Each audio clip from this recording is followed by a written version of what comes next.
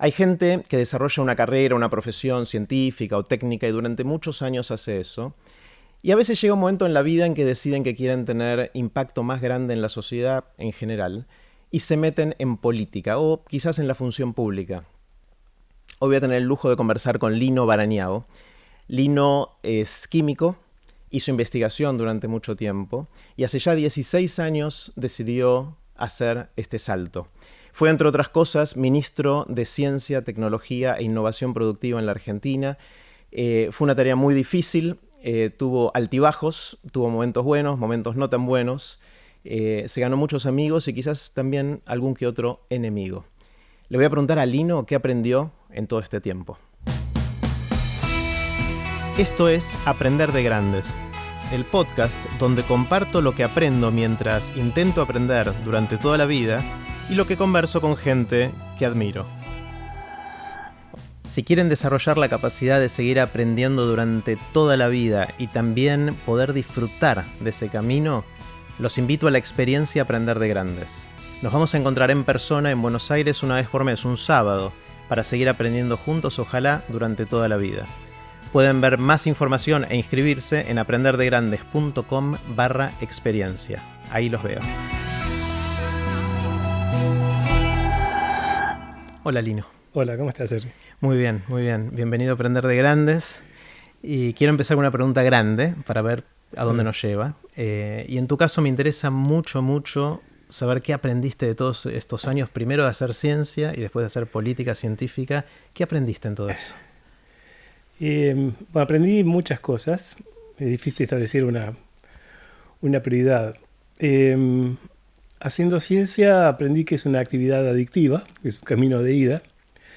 Eso tiene que ver con que es lo que los biólogos del comportamiento llaman un sistema de recompensa no previsible, ¿no? El hecho de que uno no sepa cuándo va a tener un resultado positivo es equivalente a cuando la rata no sabe cuándo va a recibir comida bajando una palanca y hace que la apriete continuamente, o que quien está frente a una máquina de tragamonedas sigue apretando.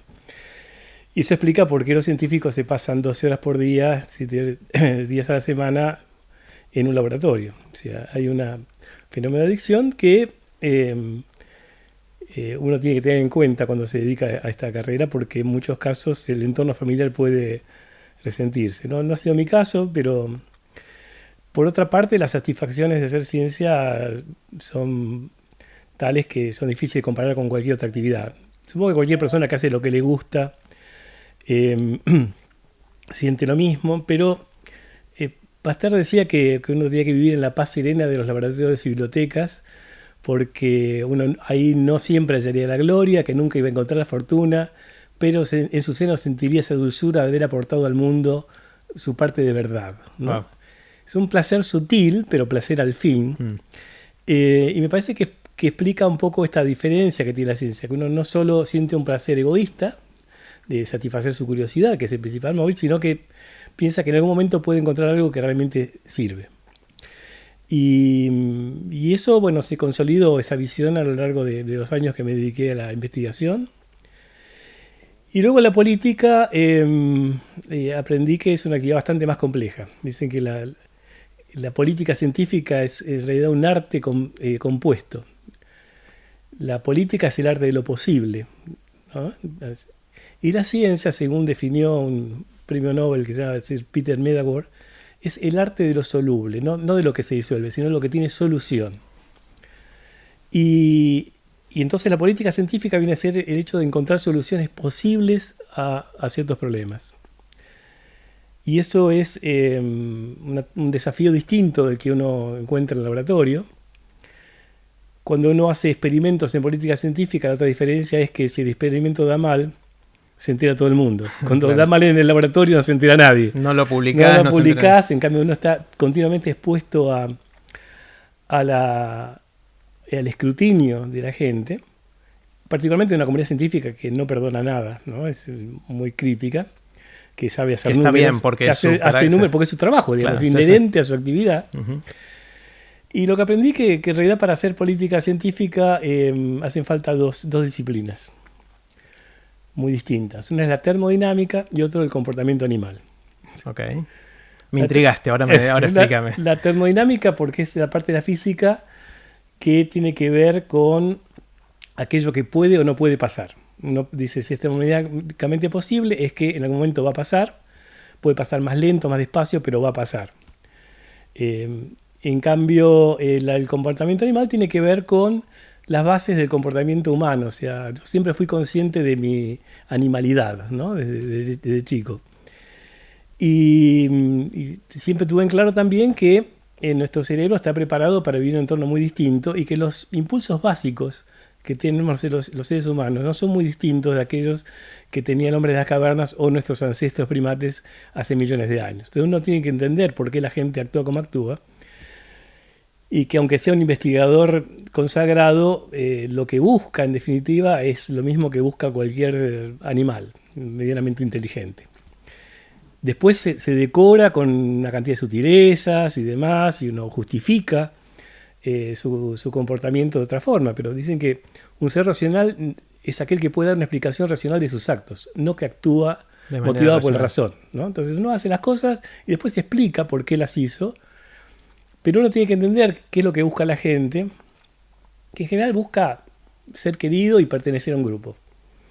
Es algo que motiva a todos los organismos sociales, es pertenecer a un grupo, porque es lo que durante millones de años determinó la supervivencia. O sea, el individuo que quedaba aislado perecía. Entonces, eso de pertenecer al grupo tiene una importancia incluso superior a el instinto de supervivencia. Es algo que también he aprendido este tiempo, estudiando un poco, ¿no?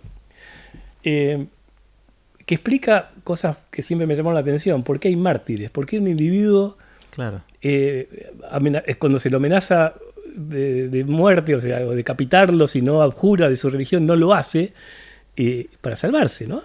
Porque prefiere morir a perder la vinculación con su grupo. Prefiere morir a perder, porque está tan inmerso en nuestro cerebro primitivo que hay que pertenecer al grupo, que la idea de la muerte viene como después, es una cosa más racional. ¿No? Entonces uno primero es como contener la respiración, digamos, no puede racionalmente controlarlo.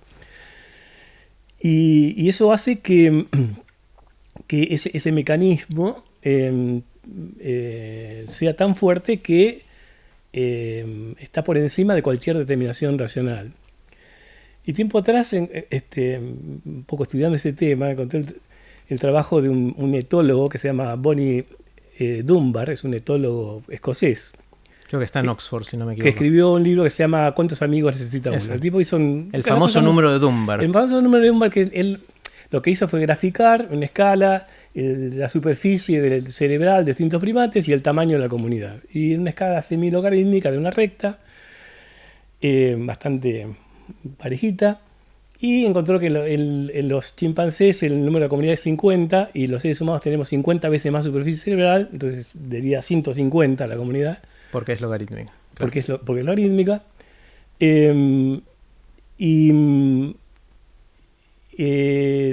Empezó a estudiar si esto tenía un sentido. Se encontró que casi todas las tribus tienen un tamaño entre 150 y 200 personas. En todas las civilizaciones. Era el tamaño de ciertas legiones romanas. Y cuando van a las tribus y les preguntan por qué, cuando superan eso, se dividen, porque por encima de 200 no nos acordamos de quién es quién y necesitamos tener policía. Mientras nuestro cerebro está preparado para acordarse de 200 personas, que es el número promedio de las tribus. Y algo increíble, durante millones de años un ser humano no se encontraba con más de 200 o 300 personas en toda su vida. Claro. Y ahora uno transita entre millones. Pero eso trae aparejado otras cosas, que no solo uno se identifica con la tribu, todo el que viene de otra tribu es potencialmente peligroso. Porque es un enemigo, y de hecho, aún en las tribus que todavía viven en estado semi-salvaje, la principal causa de muerte es la agresión interpersonal. O sea, se matan entre sí. Entonces, está bien pensar que el que viene, primero hay que cuidarse.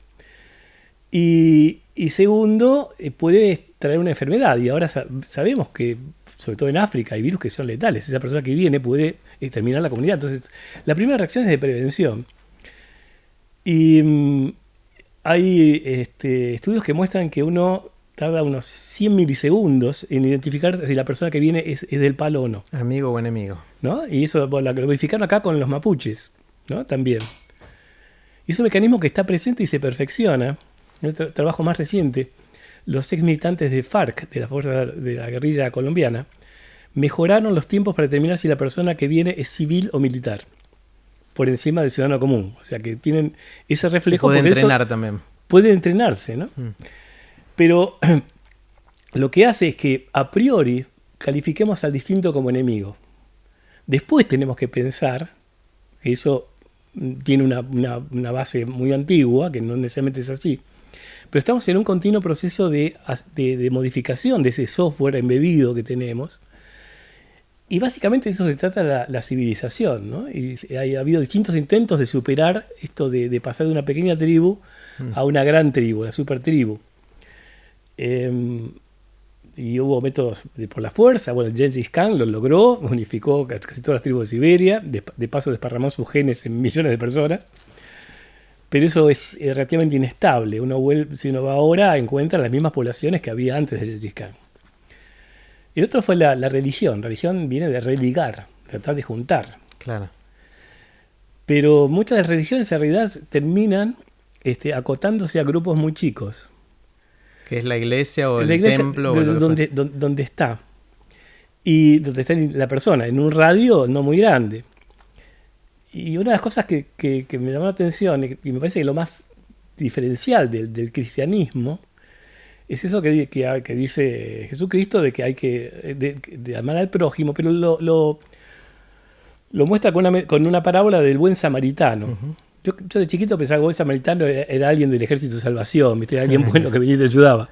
No, el samaritano era alguien natural de Samaria, que era una tribu vecina, ¿no? a los israelitas, genéticamente idéntica. La diferencia en que unos creían, creo que eran 5 de los libros de Moisés y el resto en otros, porque a lo largo del tiempo uno desarrolló manera de diferenciarse como sea, o sea, pintándose distinto, con un dialecto, con una modificación de la creencia religiosa. Y ahí lo que dice Cristo, teóricamente, es que había un individuo que lo asaltaron en el camino y que el de la tribu que pasa no lo ayuda y el de la otra tribu que viene lo ayuda. Entonces muestra que ese otro, que es potencialmente un enemigo, puede ser un amigo.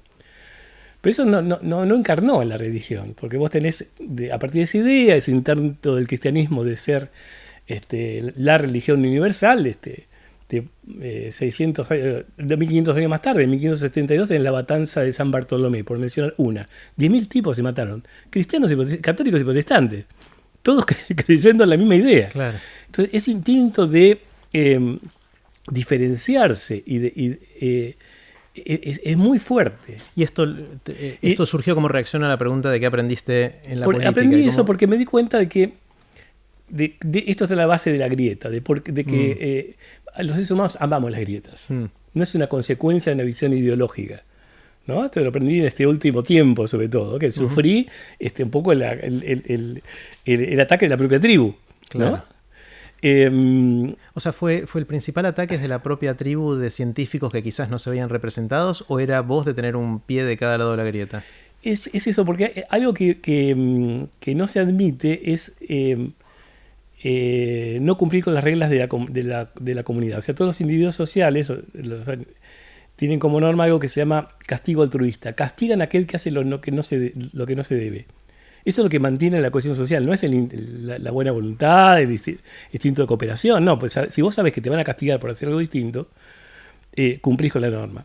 Y está probado desde los chimpancés a estudiantes de Harvard que la gente es capaz de gastar energía para castigar a aquel que no cumple, que hace trampa, por ejemplo. Y yo creo que ante la comunidad científica esto de no avenirme a la identidad tribal, porque ideológicamente, mayoritariamente la comunidad científica rechazaba el gobierno de Macri, fue algo que había que castigar. Y yo percibí que un poco la reacción tenía no tanto que ver con lo que no estaba pudiendo hacer, sino con ese hecho de que hice algo que no había que hacer, ¿no? Eso estaba mal. Entonces, yo siempre decía, todo me decía que renuncie, obviamente sería lo mejor para mí. pero explícame cómo eso va a mejorar la condición del sistema. Es decir, yo me voy, ¿quién va a defender? Yo sí, lo he dicho, que gracias a que acá tanto pensaba con renunciar, bueno, aparecía la plata o se reactivaba el ingreso a carrera, de cosas que no estaban definidas al principio. Entonces yo sabía que mi amenaza servía. Ahora, si me iba, bueno, el funcionario iba a ser obediente totalmente al mandato de ajuste y las consecuencias iban a ser obvias. ¿Será por esto, Lino, que no hay muchos casos de ministros que pasaron de un gobierno al siguiente cuando hubo cambio de signo político? En gran parte es eso, porque se percibe al anterior como de otra tribu, ¿no? Entonces, como alguien que es distinto y por lo tanto no conviene hacer buenas migas con ese. Y hay que y de alguna forma creo que está en el inconsciente colectivo que si uno permite que cualquiera se cambie de tribu, esto es un descalabro. Claro. Entonces que hay que mantener esa identidad. Pero se ve que yo tengo una mutación que me impide identificarme con una tribu. Me pasaba de chico, cuando estaba en la primaria, con el tema de qué partido sos. Y a mí me molestaba mucho de qué cuadro de fútbol era, ¿no? Mejor dicho. Y yo me acuerdo que me lo tomaba en broma, decía, a ver, ¿de qué cuadro sos? Digo, ¿qué soy? Miércoles de Independiente. No puede ser, ¿cómo va a ser? Digo, ¿por qué no? ¿Por qué hay que ser de un cuadro en particular? Lo cual me terminó distanciando del fútbol. Y gracias a lo cual no he padecido, pero tampoco he tenido muchas satisfacciones, ¿no? Porque veo que a veces envidio a la gente que se apasiona por eso. Pero, digamos, es un sentimiento que es muy primitivo. Sé que hay un experimento que hicieron, creo que en Harvard, en MIT, hace mucho. Tomaron 60 personas, 60 estudiantes, dividieron en 2 grupos de 30. Y a uno le dieron un cartelito que decía Apolo, a otro que decía Mercurio. Y los dejaron. Entonces, al tiempo pensaban, no, porque los Apolos somos más inteligentes. Y los Mercurio, no, nosotros somos más rápidos para tal cosa. Y eso fue escalando, ¿no? Hasta que empezaron a tener diferencias entre sí. Terminaron habiendo peleas. Claro. ¿No? Se generaron espontáneamente a partir de un hecho totalmente aleatorio. Entonces, quiere decir que naturalmente nos vamos a organizar de esa forma. Y eso lamentablemente tiene profundas consecuencias por lo que vos decís, porque es lo que impide en muchos casos tener una política de Estado que persista más allá de un cambio, porque hace muy difícil los consensos. O sea, la gente prioriza. A ver, yo no puedo aceptar que nada de lo que hicieron los K estuvo bien porque mis amigos son de Cambiemos, y viceversa, ¿no? Y hay otro fenómeno asociado a esto, que es el que también lo aprendí en este tiempo, que se llama fenómeno de cognición cultural. Ajá. Que lo postulan, bueno, varios pensadores, primero que se llama Kant, que está ahí en Yale. El principio básico dice que uno suscribe o no determinada aseveración de acuerdo a cómo piensa que suscribirla o no lo acerca o aleja del grupo con el cual cree compartir valores, ¿no? El tipo lo plantea para un caso concreto. Dice, mira, la principal diferencia entre republicanos y demócratas estudiada es su visión del cambio climático. ¿Por qué es eso? Porque piensan los republicanos que el cambio climático va en contra de su valor fundamental, que es el libre emprendimiento, la industria, ¿no? Y el capitalismo.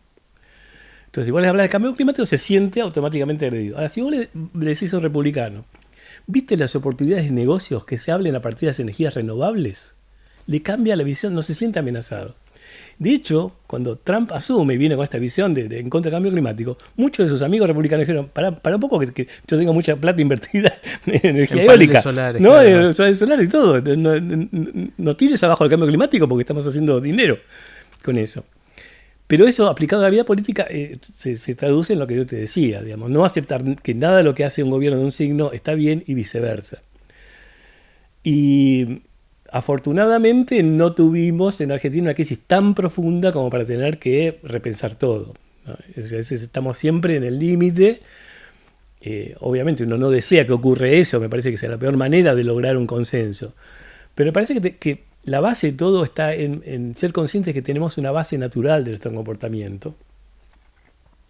Que tenemos digamos, nuestro cerebro funciona con la última versión del iOS o del Android, pero nuestra plaqueta original tiene un DOS, ¿no? Entonces tenés que ponerle capas encima para poder vivir en una sociedad civilizada. Claro. Y Lino, con esto que aprendiste en el proceso y que ahora reflexionás habiendo salido de la función pública, ¿harías de nuevo lo mismo o no si estuvieras de nuevo en la oportunidad inicial? Mira, ¿O te lleva a pensar que deberías haber hecho algo distinto? Yo tengo una visión determinista del mundo, o sea, creo en la univocidad de suceder. O sea, creo que si pasas la película de nuevo, todo vuelve para atrás. La inevitabilidad de la sí, historia. Que hay, por lo menos, no sé si universos paralelos, pero uno vive en uno lineal, ¿no? Yo creo que volvería a ser lo mismo, porque a menos que tuvieran información por adelantado de que iba a haber una crisis profunda, que era el dato que yo no tenía. Yo pensé que simplemente había que luchar contra la falta de visión de un gobierno de la importancia de la ciencia. Y yo tenía confianza, digo, no, yo puedo convencerlo.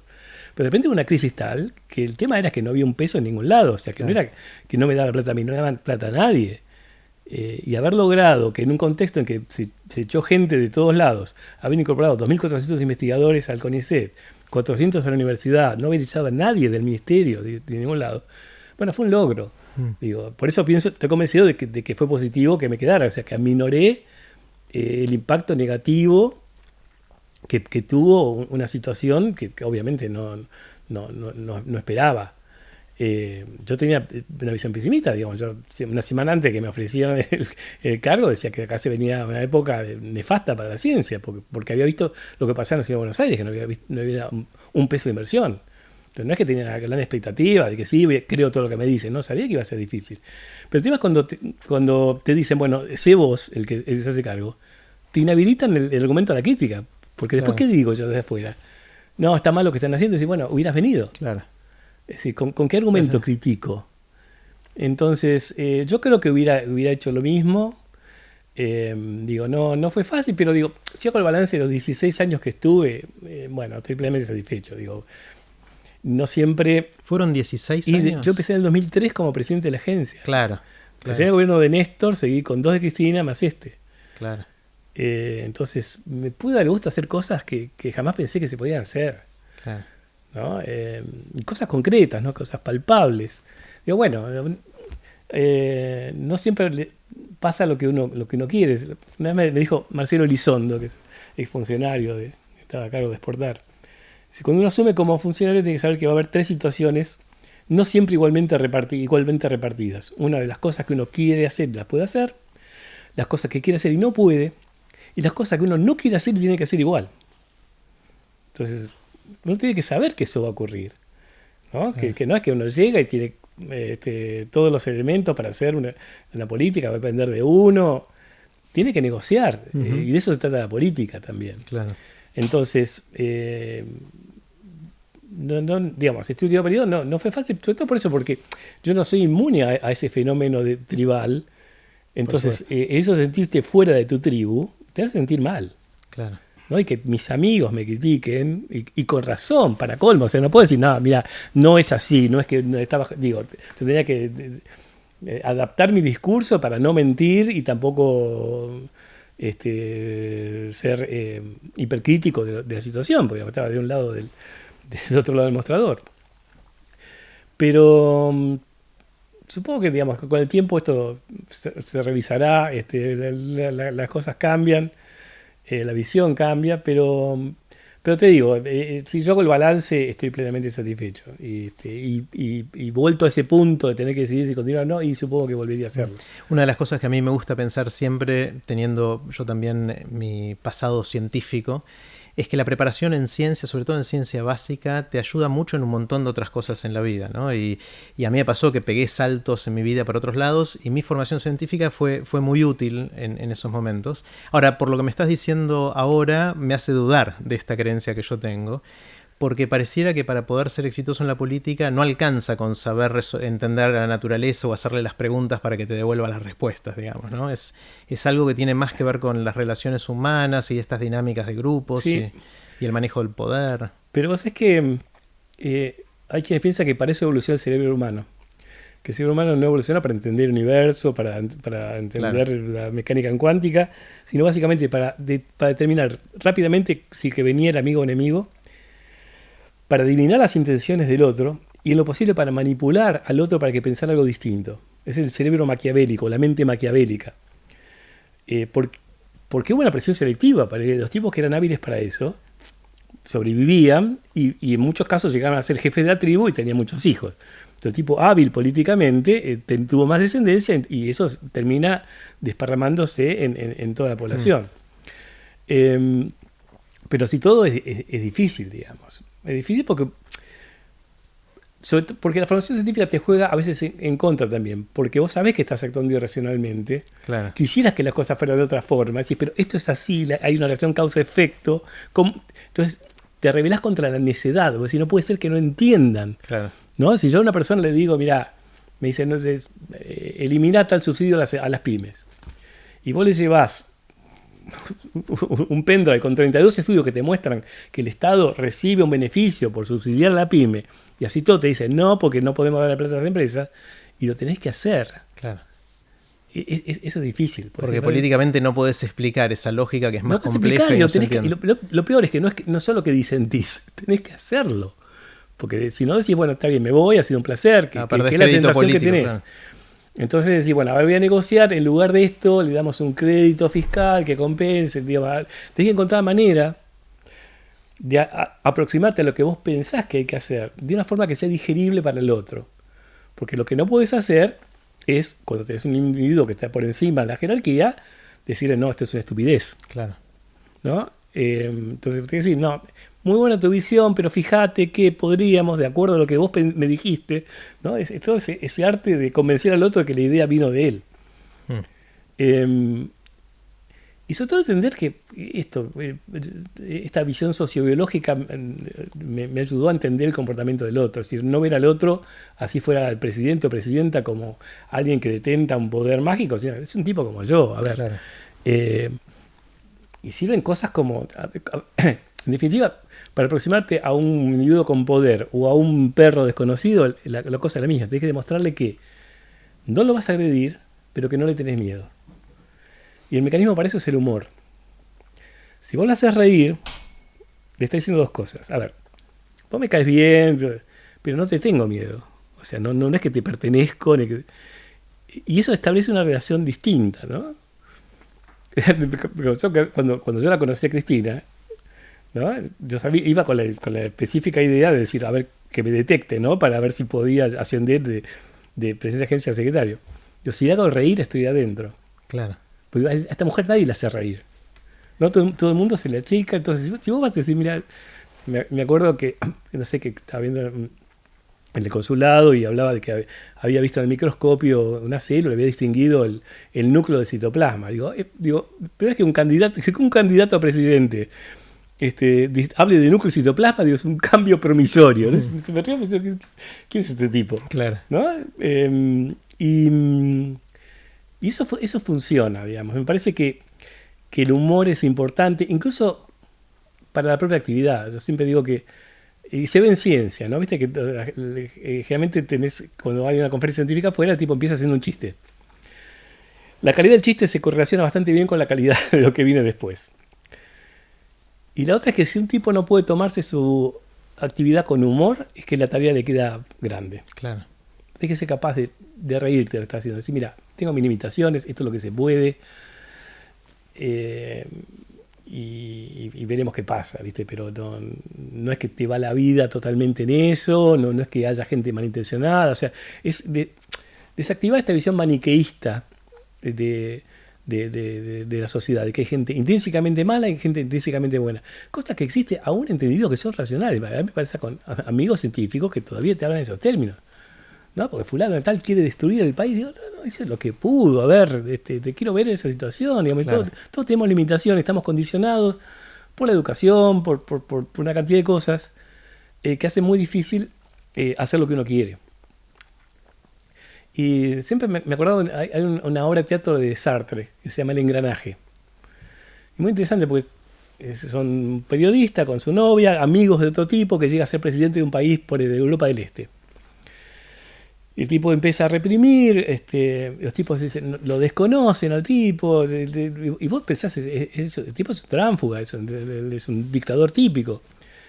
Y medio que hasta los encarcela a los amigos, ¿no? Y vos no entendés por qué, y los pensás, estos tipos son buenos, y después te das cuenta que el tipo estaba, ponerle el gran poder, ponerle que fuera Rusia, con todos los tanques afuera, que estaban esperando el más mínimo indicio de sublevación o de disenso para invadir el país. Entonces el tipo no podía permitir que estos, que eran sus amigos, encabezaran una sublevación, ¿no? Entonces es muy difícil decir, a ver, ¿quién tiene razón? ¿Quién tiene razón? ¿Qué es más importante? ¿La coherencia ideológica o el bien común? Porque a veces no podés compatibilizar las dos cosas. Claro, y ahí quizás la duda que tengo o que me surge como reacción, yo tengo en mi visión de científico una creencia profunda en la importancia de invertir en ciencia en un país, ¿no? Uh-huh. Pero ahora que vos lo decís, me parece que es casi una creencia tribal, grupal. No estoy seguro de que entiendo bien la lógica que hay detrás. No sé, lo voy a explicar de otra manera. Sí. O sea, tengo la sensación de que si no pensara eso sería hereje y mi grupo me echaría. Pero si tuviera que describir cuál es la lógica económica, de desarrollo, de maximización de algún bienestar tendría que pensarlo, ¿no? ¿Cuál es? Yo creo que invertir en ciencia es condición necesaria, pero no suficiente para el desarrollo. Uh-huh. Que vos, no por tener mucha ciencia básica, vas a tener un efecto positivo para la sociedad. Bien. Es cierto que vos decís de que hay una cosa tribal. Y de hecho, hace años, justo cuando me quedé en el cambio de gobierno, me invitaron a una conferencia de la Asociación Americana para el Progreso de la Ciencia, la escribita en Science, sí. Para que contara cómo había hecho para convencer al próximo presidente, porque se venía Trump. Y decía, a ver, ¿cómo hiciste vos para quedarte? Claro. ¿No? ¿Cómo lo convencemos?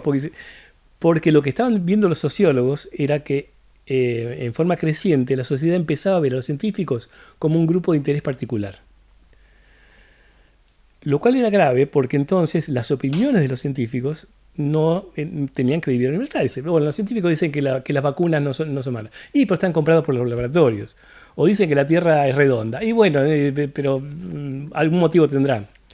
Y eso es grave, porque ahí sí inhabilitas la función esencial que tiene el sistema científico para mejorar la calidad de vida de la gente.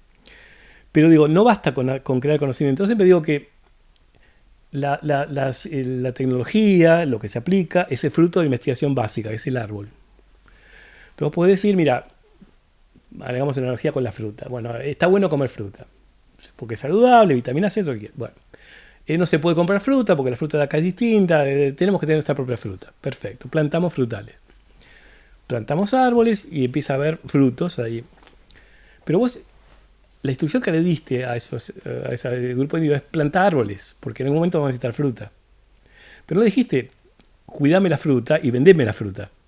Entonces, pues, mi función es plantar árboles. La fruta, bueno, no, la regalo, pongo un cajoncito acá porque a mí me reconocen la fruta afuera. Mira, voy al Congreso Mundial de Productores. Me publican la fruta. Me publican la fruta, ¿no? Claro.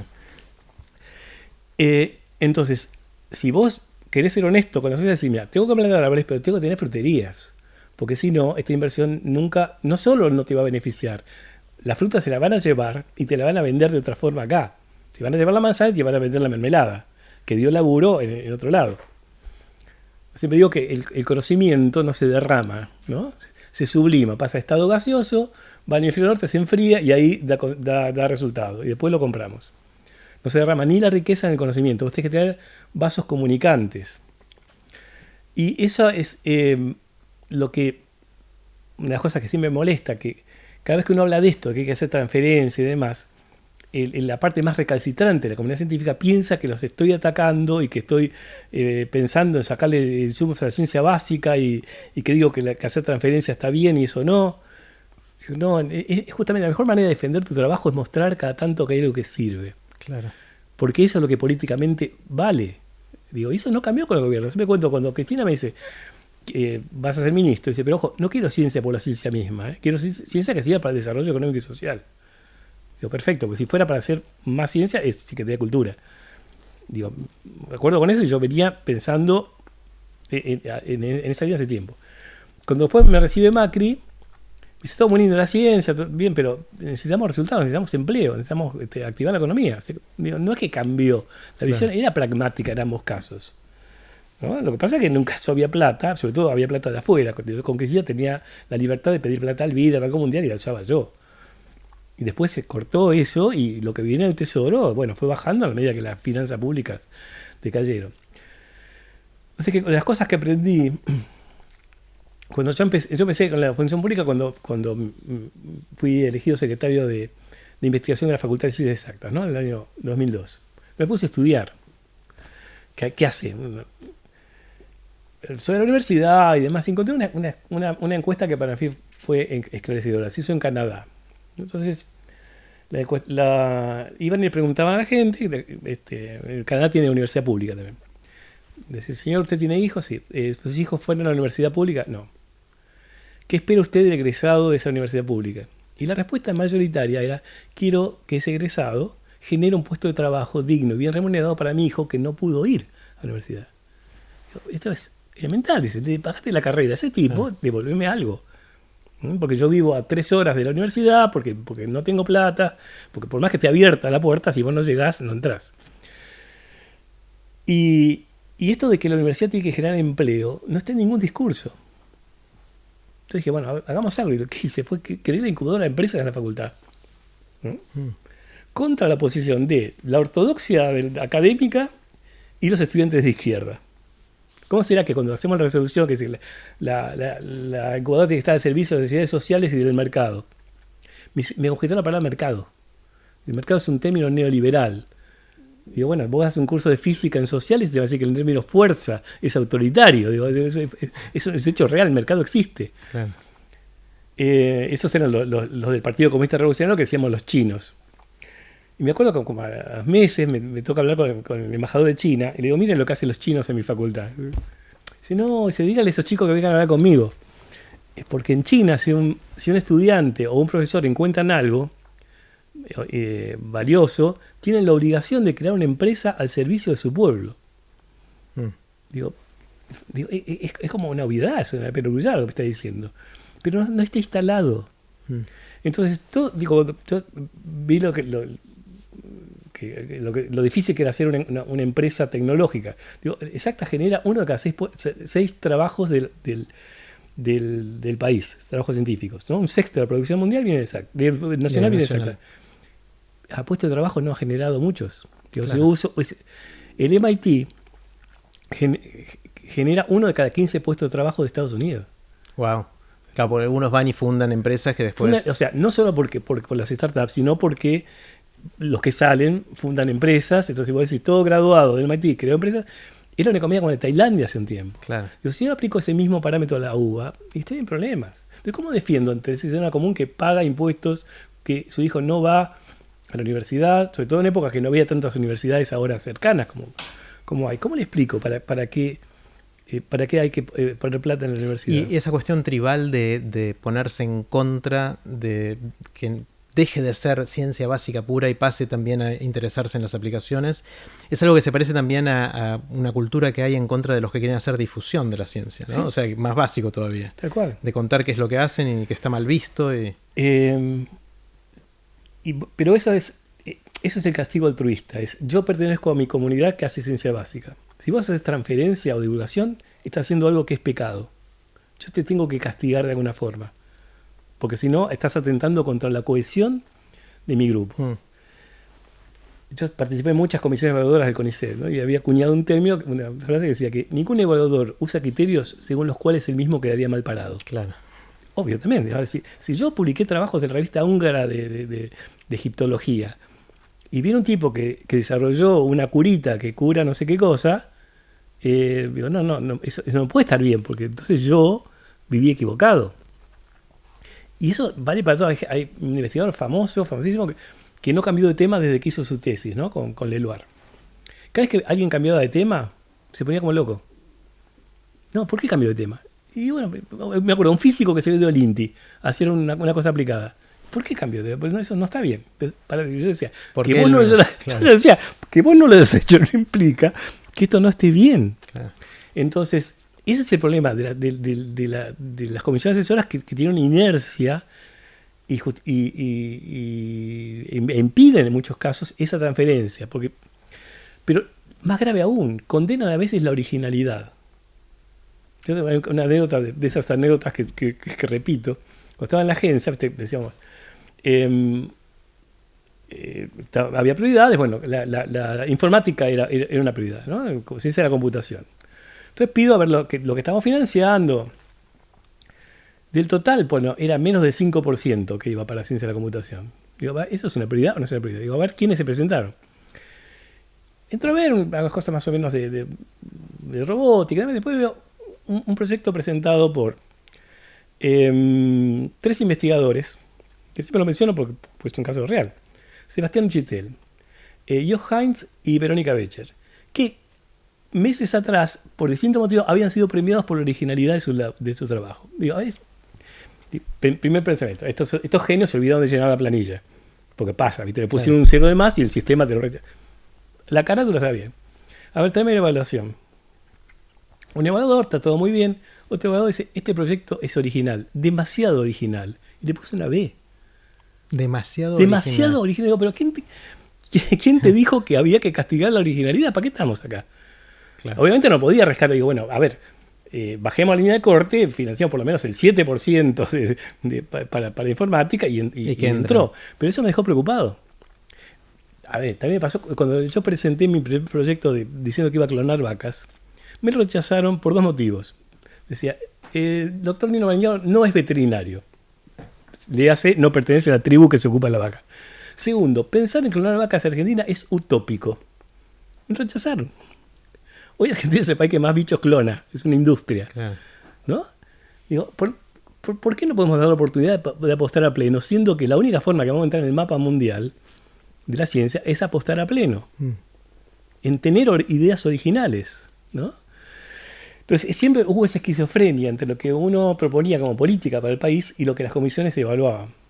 ¿No? Y cosas graves, digamos. Poníamos plata en los fondos sectoriales para proyectos con una contraparte en la empresa, que la empresa ponía plata, por ejemplo, para hacer anticuerpos monoclonales, que se hizo y ahora lo que le pusimos en un año se ahorra año tras año en menores costos y en divisas.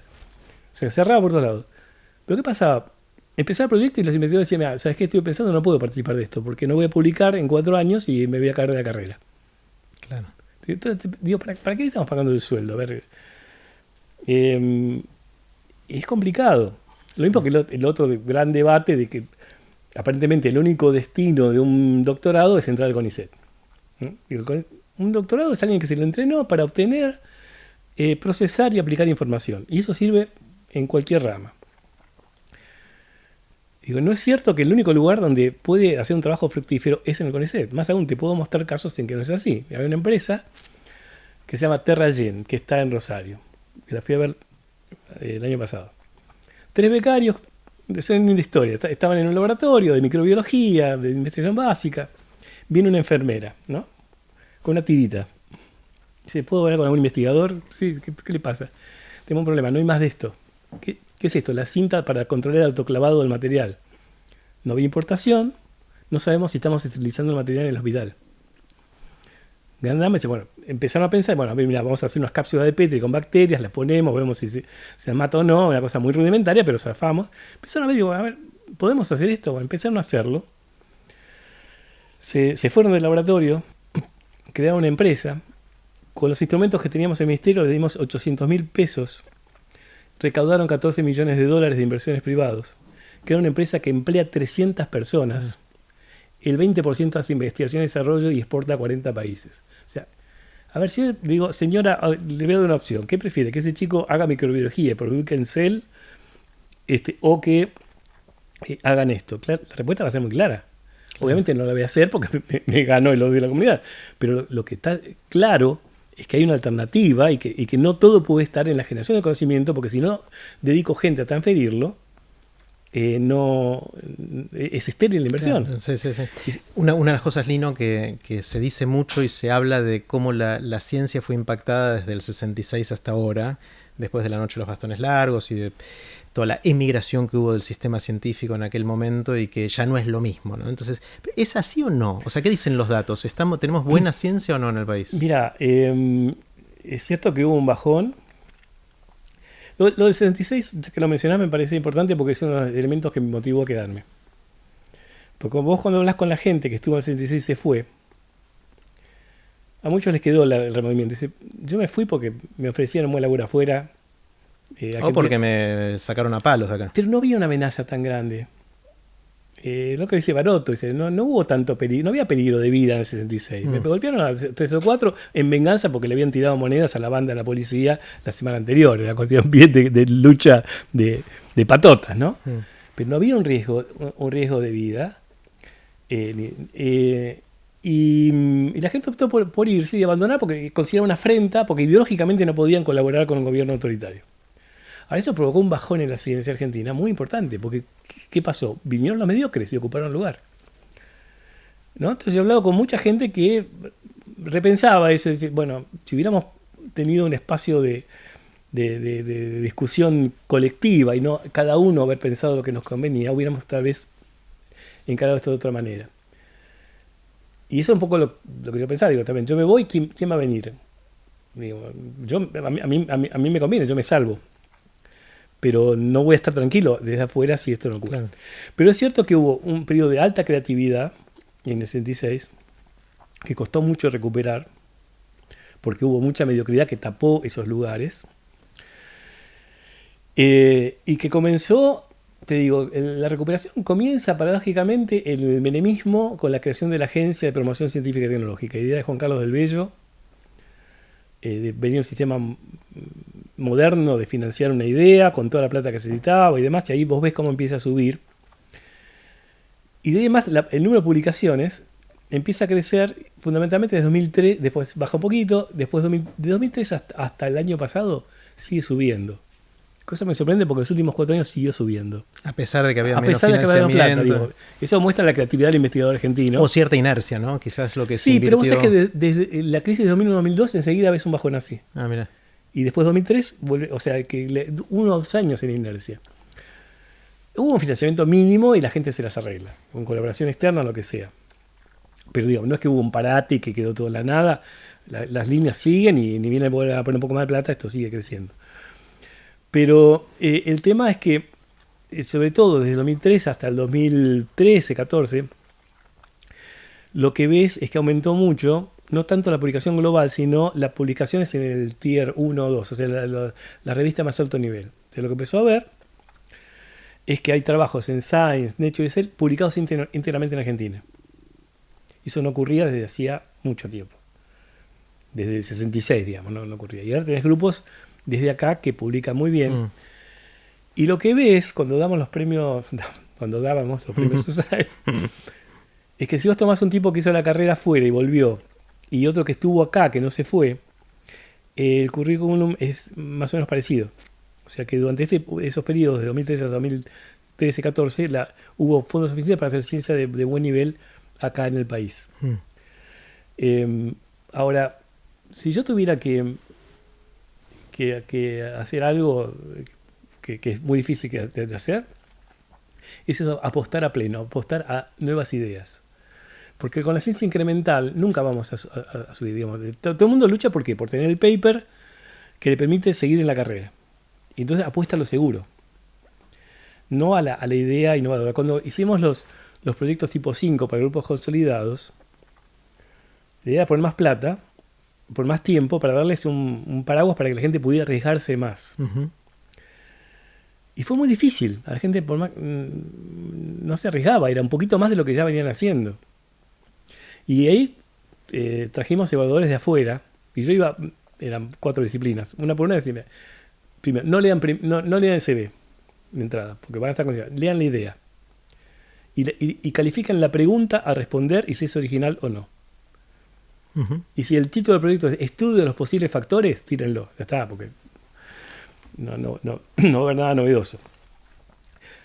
Yo mi fantasía es que de acá a 20, 30 años pueda haber en América Latina un equivalente a lo que fue la conferencia Solvay de 1927. La famosa conferencia Solvay, que es...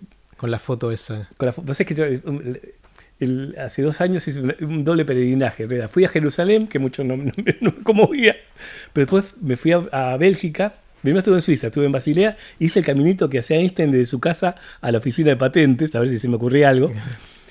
Está la casa de Einstein, y después fui al Hotel Metropol, donde se alojaban, y están las fotos, y está el bar abajo donde hay unas sillas de caña, donde hay una foto de Einstein y Bohr charlando, y están las sillas, no serán la misma, pero digo, ese fue un momento culminante en que se cuestionó ni más ni menos el hecho de ser una realidad independiente de la mente, porque en definitiva la mecánica cuántica que plantea es eso, y no está resuelto. Digo, en biología tenemos interrogantes muy importantes de los cuales no se habla, paradójicamente. ¿Cómo cuáles? Porque son misterios. ¿Viste la diferencia que dice Steven Pinker de misterio y problema? Problema es algo que vos tenés una aproximación. Misterio que no tenés la más remota idea de por dónde empezar. De una cosa muy elemental. A veces en mi jardín miro con respeto al hornero. Hornero, pajarito, agarra barro y construye un nido orientado al norte con una geometría bastante complicada. Digo yo, si yo quisiera hacer eso, mecánicamente tendría una impresora 3D y le cargaría un algoritmo que dice una ecuación algebraica que describe eso bastante sencillita y lo hace. ¿Dónde está eso? Ese hornero, esto estaba en el huevo de hornero. ¿Dónde está ese software para hacer eso? Para hacer un nido en general. Y no tenemos idea de dónde está condicionado ese software, incluso el que determina la forma. Como decía Sidney Brenner, tardío premio Nobel, sabemos dónde está el hardware, sabemos dónde está cada piecita de un organismo vivo, sabemos dónde está, cómo se hace.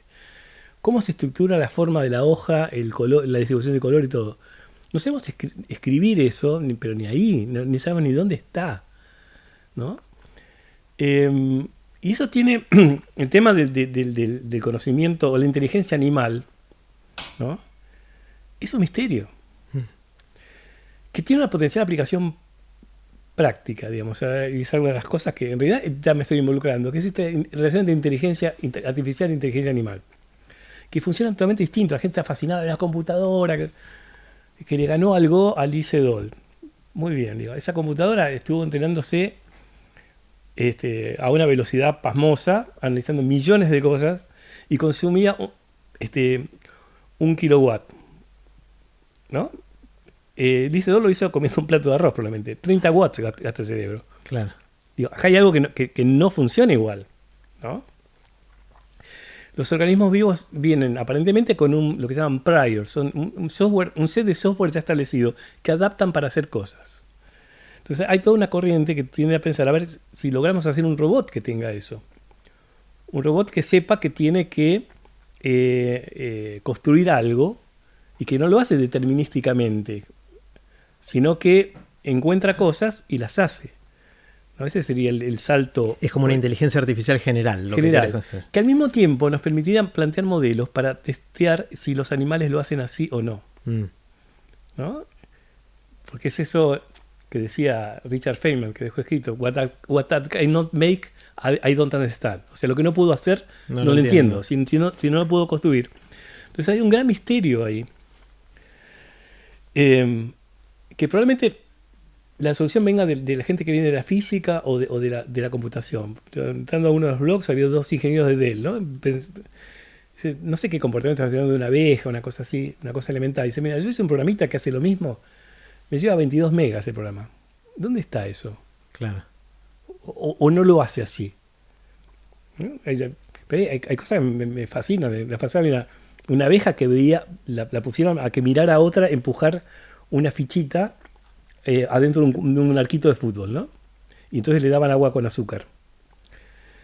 A ver si aprendía la otra. Claro, y había una fichita que estaba pegada y otra que estaba móvil, ¿no? Entonces la abejita empujaba a la móvil siempre. Cuando sueltan a la otra abeja que había estado mirando, va y empuja a la que estaba pegada.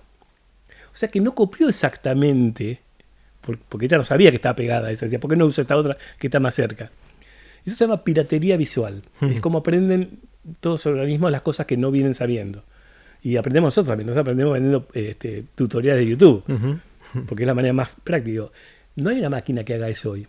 No tenés una máquina que entienda que tiene que empujar mirando no millones de veces, sino 3 o 4 veces eso. Entonces es un tremendo campo inexplorado para estudiar eso. Y sin embargo hay reticencias, siquiera aceptar que es un problema. Entonces yo tengo una foto que es un test para ver el grado de originalidad mental que tienen los investigadores, ¿no?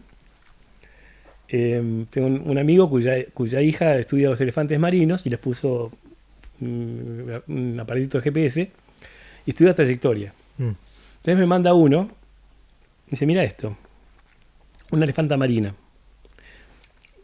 Nada a 800 metros bajo profundidad, sale de Península de Valdés baja un poquito y en línea recta encara a las Islas Georgia, 4.000 kilómetros. Vos le ponés una regla, no solo es una recta, el ángulo inicial de la diferencia de menos de 30 segundos de arco. ¿Cómo diablos? Entonces, vos le mostrás, no, bueno, porque ven los campos magnéticos. Mira, primero, demostrame cómo ve un campo magnético, todavía no se sabe. Segundo, yo te doy una brújula, te doy un gomón. Hacelo vos. Mostrame claro. Digo, ¿por qué? Porque no existe en la biología el concepto de precisión, ¿no? Para simular una cuestión dada. Digo, si yo tengo que pensar cómo hacerlo, pero en general la gente no le llama la atención. El caso que sí le llamó la atención fue un tipo que es un ingeniero de INVAP que hace el sistema de navegación de los satélites. Entonces me dice, a mí me costaría hacer esto. Digo, te das cuenta que este bicho... Y todavía no sabemos cómo. No sabemos cómo. Van y no, lo que son las trayectorias, van y vuelven en línea recta. Y se van o a la península antártica o a las Islas Georgia, muchas veces sin haber ido nunca. O sea, tienen las coordenadas del lugar a donde van a ir. Están puestas por ADN. Digo, vos tenés que pensar, si yo tengo yo necesito un sistema informático que tenga mi valor inicial, mi valor final, y pueda calcular, como te hace un Google Map, esto. Para navegar vos necesitas saber latitud y longitud, o sea, ¿por qué? y una estimación del tiempo, que por eso la navegación fue posible cuando inventaron los relojes con precisión. De precisión, porque con el péndulo no se podía, recién ahí pudieron saber dónde estaban. ¿Cómo hace el bicho para hacer eso? ¿No? Y el hecho de que es un interrogante interesante es que la Royal Navy Institute o Instituto Real de Navegación del Reino Unido hace un evento anual de Animal Navigation, de navegación animal. O sea que saben que esto es importante. Pues digo yo, siendo malo, en lugar del elefante marino que va a la Georgia, te pongo un elefante marino que va a las Malvinas y no lo detectás. Porque no emite ninguna señal eléctrica de ningún tipo. Uh-huh. Entonces, y además, ¿cómo es que no les interesa de emular eso en un sistema robótico, digamos, un sistema de navegación que no requiera claro. de eso? Y evidentemente, el tema es que no tenemos una analogía, porque siempre trabajamos con analogía. Cuando Harvey dice, el corazón es como una bomba hidráulica. Tenía sentido porque la gente había visto una bomba hidráulica. Si lo hubiera dicho 500 años antes, ¿qué es eso? Claro, necesitamos metáforas para... ahora decir el sistema, hablamos de las redes neuronales, de el sistema que computa. Y el tema es que lo que te hace cambiar ese tipo de cosas es esa pregunta que no tiene respuesta, ¿no? Que es lo que decía Isaac Asimov. Decía, los momentos claves en ciencia no son los eureka, son los that's funny. Esto es curioso. ¿Cómo es que pasa esto? Yo no tengo una explicación ahora, ¿no? Cuando Galvani, en el siglo XVIII, va por un día de tormenta, hay unas patas de rana colgadas en un alambre y ve que se contraen. Para cualquier ciudadano común, esa pata de rana se contrae. El tipo dice, ¿por qué se contrae esa pata de rana a los días de tormenta? Y eso lleva, años más tarde, a descubrir la importancia de los fenómenos eléctricos en los seres vivos. Pero surge de una... observación de algo que es paranormal. Claro. ¿No? Y eso tiene que ver con esta definición que decía St. George, el que descubrió la vitamina C, de que es un investigador. Un investigador es un individuo que ve lo que todo el mundo vio antes y piensa lo que nunca nadie antes pensó. Es como Newton. A ver, todo el mundo vio caer manzanas y vio la luna de vuelta. Claro. Al único que se le ocurrió que las dos cosas tenían algo que ver era Newton. Eso es lo que define esa creatividad. Pero para eso hay que tener la mente abierta para lo que no entendemos. Y lamentablemente, en la ciencia en general se tiende a castigar la curiosidad, ¿no? Qué paradójico, ¿no? ¿No? Porque el sistema, ¿por qué? Porque necesitamos un sistema de evaluación. Entonces no le podemos dar el lujo de tener un tipo durante 8 o 10 años pensando un teorema que es probablemente lo que necesita para poder resolverlo, y decimos, no, publicamos un paper de matemática todos los años. Eso no pasa tanto, por ejemplo, en el sistema de Estados Unidos con el tenure, ¿no? Cuando un profesor tiene una posición ya permanente, ahí no lo pueden echar. Y en general es ahí cuando se dedican a hacer las cosas interesantes. Pero el tema es conseguir plata para esa gente. Sí, un caso, por ejemplo, también en Israel es el de Yuval Harari, que escribió los libros ahora. Él venía haciendo investigación de acciones bélicas en la época medieval o algo así. Sí, porque es historiador. Es historiador, y el día que le dieron tenure, que le dieron la posición definitiva como profesor completo y que ya no lo podían echar, dijo, ahora quiero escribir. Quiero escribir sobre la historia, sobre el futuro, y sacó 3 libros que cambiaron la mente de un montón de gente. El tema es que escribir no necesita mucho financiamiento. Es verdad. Si vos querés hacer este tipo de cosas de relación entre inteligencia artificial e inteligencia animal, el sistema te lo castiga. Por eso yo estoy entusiasmado por conseguir un inversor, un empresario que quiere poner plata en eso. Y voy a hacer un concurso de ideas para alguien que se le ocurra, ideas novedosas. Esto es parte de tu plan post-función pública. Contame un poco cómo es, cómo funciona. ¿Cómo funciona? A ver, no, esto es una cosa particular. Es un inversor, un empresario que se retira de la empresa. Su hijo es abogado de derechos humanos en Holanda. Él no tiene nada que ver con la empresa. Y otro amigo dice, me deja invertir en inteligencia artificial. Porque él está en Corea y la próxima revolución es esa. Entonces digo, mira, parece bien. Tenemos la ventaja de financiar cosas que sean pensamiento fuera de la caja. Pero digo, hagamos 2 cosas igual. Hagamos un concurso para inteligencia artificial aplicada a agroalimentos. De hecho, por ejemplo, una empresa chilena, Notco, diseña alimentos a base de vegetales con un algoritmo de inteligencia artificial. Digo, para ir a algo en el que Argentina sea creíble. Y la otra, hagamos un concurso de ideas para ver esta interacción entre inteligencia animal y inteligencia artificial. Y ahí, bueno, tengo como asesor a Alex Kaselnik, que fue el mentor de los cuervos. De los cuervos, bueno, que está trabajando en proyectos de esto en Europa, ¿no? O sea, que es un poco, me contó de que había un interés real en Europa de la gente de robótica, que lo convocaban para ver cómo funciona el cuervo, ver cómo piensa el cuervo para hacer una herramienta. Digo, probemos de esto. Digo, total, si no sale nada, no se financia, pero yo quiero alentar a que la gente sepa que hay interés y que hay cosas por descubrir, que no está todo hecho. Y lo vamos a hacer de todas formas a través de la Fundación SAD2, que hacer un concurso y demás.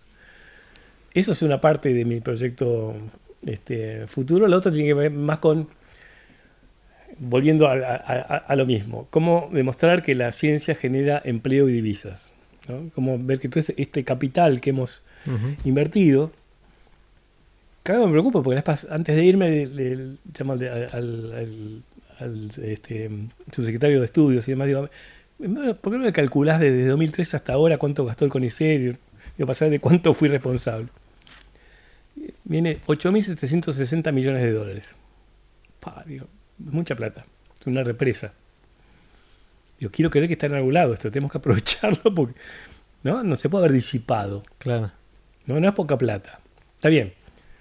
Vas a poder decir, mira, eso es lo que gastan LG y Samsung en un año para una cosa particular y haciendo una sola cosa. Bueno, pero digo, no es irrisorio, digamos, con esa plata se pueden hacer muchas cosas. Entonces, pensando cómo se puede generar algo que tenga un impacto social, sobre todo, digamos, tenemos 40% de la gente que vive muy mal. No podés independizarte de eso, ¿no? Yo en Estados Unidos tenía mi mejor amigo era de la India. Y me decía, yo me vine en la India porque no podía hacer mi experimento y veía del otro lado de la ventana un tipo que estaba pidiendo plata para comer. Dije, bueno, acá no, bueno, me voy a Estados Unidos que me van a pagar por hacer esto, pero yo no puedo tener esta disociación. Bueno, acá tampoco deberíamos tenerla. Entonces no podés decir, mira, cualquier cosa que yo haga está bien porque aporto conocimiento y porque la función de la ciencia es fomentar el pensamiento crítico. El pensamiento crítico puede tener el tipo que come todos los días, ¿no? Entonces no puede ser tan necio de obligar eso. Pero a ver, ¿qué es lo que puede hacer Argentina? He estado hablando con mucha gente afuera. ¿Qué es lo que puedo vender? Y alimentos, productos de la biodiversidad. Y lo interesante que hay es que eso antes tenía valor escaso. Hace unos años apareció un nuevo mercado que es el de lujo responsable. Esto lo vi, es el eslogan del Hotel Sheraton en Nueva Delhi, justamente. Mira. ¿Qué quiere decir? Es el consumidor que dice, a ver, yo quiero consumir algo mejor, pero quiero tener tranquilidad de conciencia de que estoy ayudando a alguien. Entonces voy a comprar algo que en su etiqueta diga que es sustentable, que se hizo con comercio justo. Y no es posible que me cuenten una historia, que de dónde viene, ¿viste? Que la gente consume más información que producto. De hecho, esto también me llamó la atención una vez viajando en Air France, que el frasquito de mermelada decía abajo, producto de la economía social. Digo, ¿por qué dice esto? Si podía no decir nada, es decir, es de la mermelada de la Provence, lo que sea. No, quiere decir que alguien se un poco grupo y dice, bueno, el pasajero de Air France quiere sentirse tranquilo con su conciencia y quiere pensar que ayuda a alguien. Entonces está este mercado de lujo responsable. Lujo es la necesidad que empieza cuando termina la necesidad, decía Coco Chanel. Entonces hay gente que ya no tiene necesidades básicas insatisfechas, quiere hacer algo. Pero lo que perdió es el carácter de ostentación que tenía tiempo atrás. Digo, a principios del siglo XX, que era lujo. Un colmillo de elefante tallado. Hoy es el certificado de apoyo a la Sociedad Protectora del Elefante. Nadie va a tener algo claro. distinto. Entonces, lo que vimos es que hay un mercado. Hicimos un estudio con el BID de cadenas de valor derivadas de biodiversidad. Me junté con el grupo MAPO, Movimiento Argentino de Producción Orgánica. Gran cambio, es otra grieta que salté. Yo pasé de biotecnología y de ser calificado como personero de Monsanto, poco menos, a ver que acá hay una oportunidad. Digo, a ver, acá hay un mercado que va a pagar más por un producto orgánico. Es menos eficiente, lo que sea, pero yo le puedo pagar mejor al productor, ¿no? Y conocí a unos chicos en Catamarca que exportan brócoli, espárragos y demás, emplean una cooperativa de mujeres y les pagan muy bien. Digo, esto es factible. Entonces la idea es armar algo que yo denomino una catalizadora de cadenas globales de valor, porque lo que hace falta no es plata, es catalizar, es algo que termodinámicamente puede ocurrir. Tenemos una fuente de plata acá, un potencial producto acá, tengo que catalizar como una enzima y hacer que todo se comunique.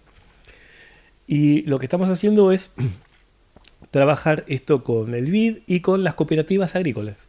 Trabajando con Coninagro, que te garantizan que si hay un negocio, el principal beneficiario va a ser el productor. Digo, puedes tener una gran multinacional de alimentos. Es decir, mira, vamos a hacer mermelada orgánica de tal lugar.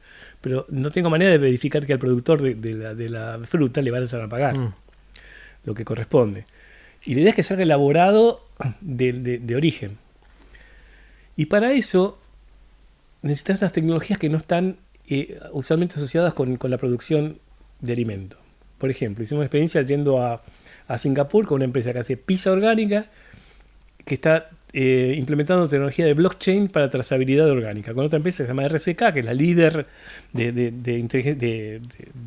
blockchain acá en Argentina. Gracias a que tenía eso, una cadena de supermercado de Singapur dijo, me interesa tu producto. Porque nosotros necesitamos verificar que es claro. que realmente viene de donde viene, un sistema creíble. La otra cosa es la realidad aumentada. Vos podés hoy, con tu teléfono, apuntarle a un producto y ver lo que quieras. Entonces, digo, vos podés hacer papa andina en Holanda, pero si vos te haces una papa andina y vos le apuntás con el teléfono y aparece una señora Coya que dice, mire, yo planto estas papas acá en esto que son andenes incas que están desde que mis tatarabuelos viven acá. Mostrás el paisaje, ves que no hay ninguna planta alrededor distinta, tiene otro valor. Entonces le podés pagar a esa mujer Coya, no solo por la papa, sino por la cultura que tiene atrás. Cuenta una historia, como decías antes. Cuenta una historia. Digo, y una de las anécdotas que suelo repetir es el caso de Malargüe. Malargüe, vos tenés la antena de la Estación Espacial Europea, una antena de 50 metros, y adentro hay 5 ingenieros argentinos, ¿no? Entrenados en Alemania. Entonces fui una vez a ver los amplificadores. Para que tengamos idea de este amplificador, es como que alguien esté en la ciudad de Mendoza hablando y vos lo oigas. Claro, desde Malargüe. Desde Malargüe. Digo, ¿y qué hacen? No, nos comunicamos con el espacio exterior, con el Curiosity, el rover que está en Marte. Lo controlamos. Digo, ¿y con qué precisión? Y 1 pulgada. Le manejan el robot en Marte desde ahí y mandan la información a Alemania, Estados Unidos.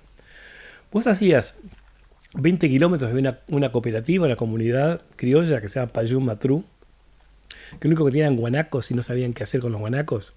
los arreaban, ¿viste? Pero no tenían electricidad, o sea que no se podían comunicar con una persona que estuviera más lejos del espacio visual, ¿no? Esa distancia, o sea, es la distancia que nos separa de Marte, 238 millones de kilómetros, es la distancia virtual que separa a dos argentinos.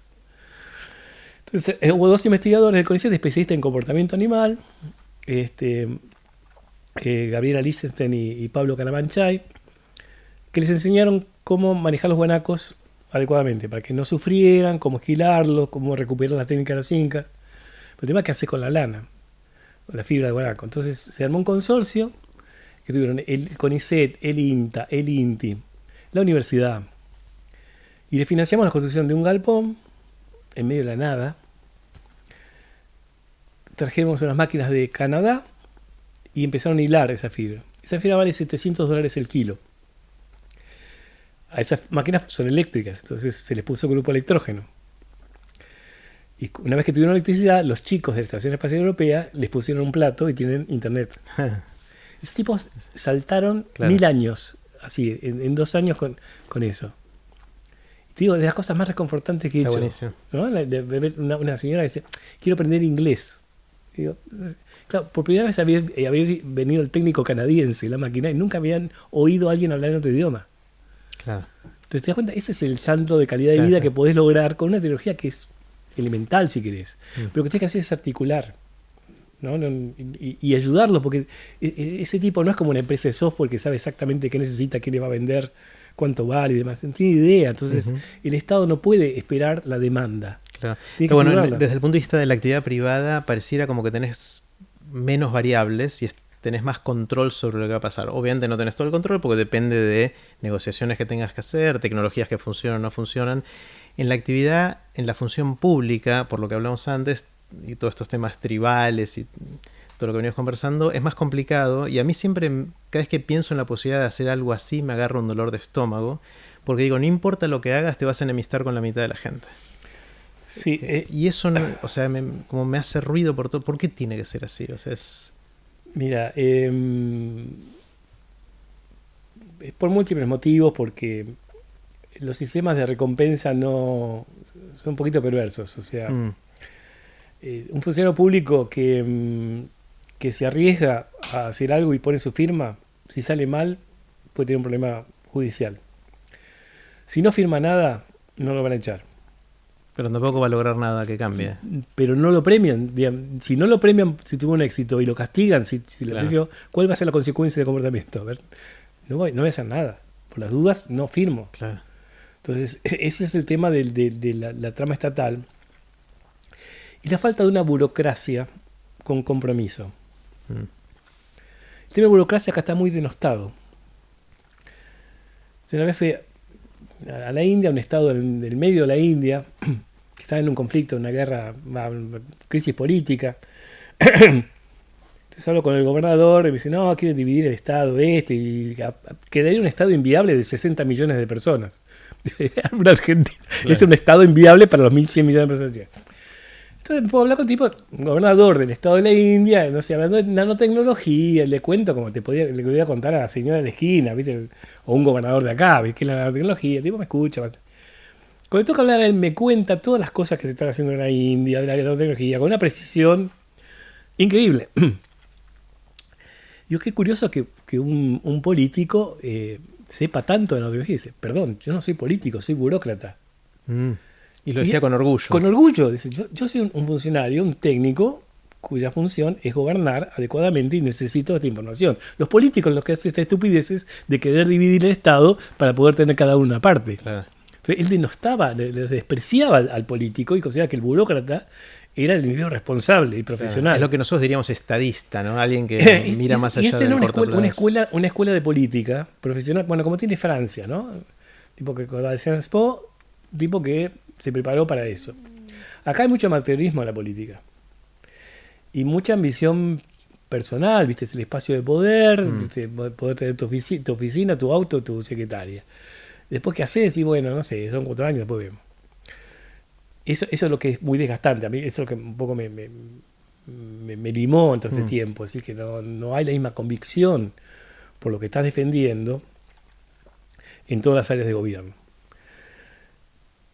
Y por eso un poco mi idea de armar una cosa aparte. Digamos, este próximo desafío es algo más difícil que armar un ministerio porque es algo que no existe. Es un animal que no está en Pero el lo puedes tema. hacer a tu imagen y semejanza. Tenés menos restricciones Bueno, pero históricas. es el modelo de la Fundación Chile. La Fundación Chile recibió también fondos públicos, pero dijo, a ver, se puede hacer salmón.